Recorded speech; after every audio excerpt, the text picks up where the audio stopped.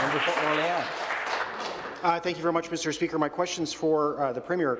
Mr. Speaker, for weeks, downtown Ottawa was occupied by thousands of protesters, in quotation marks, with hundreds of semi-trucks.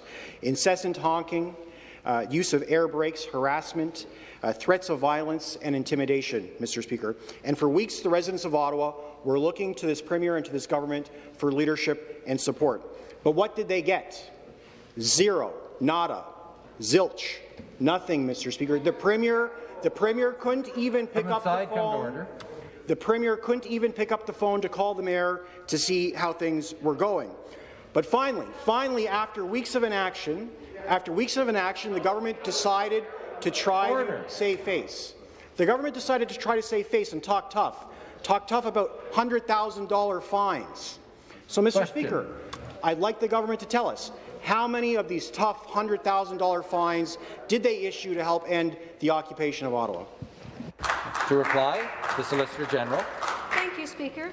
What I will say is that police, OPP, RCMP were working actually before the occupation occurred in Ottawa, sharing information, sharing operational plans to make sure that there was a plan in place that could be executed using multiple police services. And I have to say again, I will repeat, it was done successfully.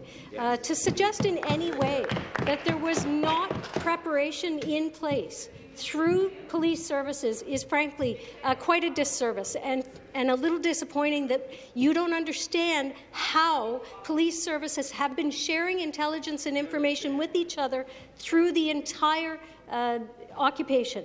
It has been successfully implemented. And I think it's really important for the member opposite to understand that things such as revoking the CVORs has been a successful deterrent, both in Windsor and in Ottawa. We have people who willingly chose to leave because they understood a revocation of their CVOR was going to lead to. Thank you. The supplementary question. Thank you, Mr. Speaker. So it seems that either the minister doesn't know how many fines for $100,000 they issued, or they didn't actually issue any $100,000 fines, Mr. Speaker. And I think, Mr. Speaker, I can speak for everyone on this side of the House that we would all like to see the Premier's intelligence about this protest, Mr. Speaker.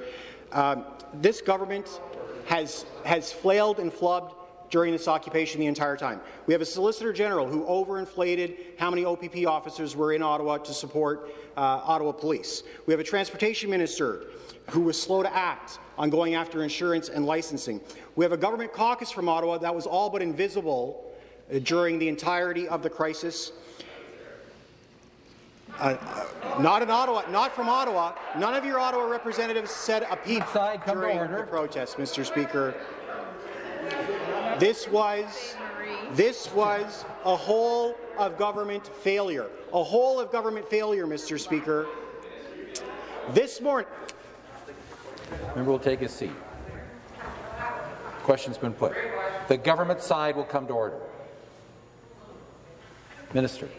Speaker, it fascinates me to hear this Liberal member talk about the idea that political government leaders should be intervening in what happened in Ottawa. There was an operation that was successful. Is the member suggesting that we should have— For Orléans, come to order. Solicitor General to reply. Sorry. Is the member opposite suggesting that we should have controlled the Ottawa Police and told them what to do? How would you have felt if we'd started doing that? It is important that there is a separation between what the police do to protect our communities and what we as government leaders do to protect our communities. We have done that. I could not hear the minister because of the applause.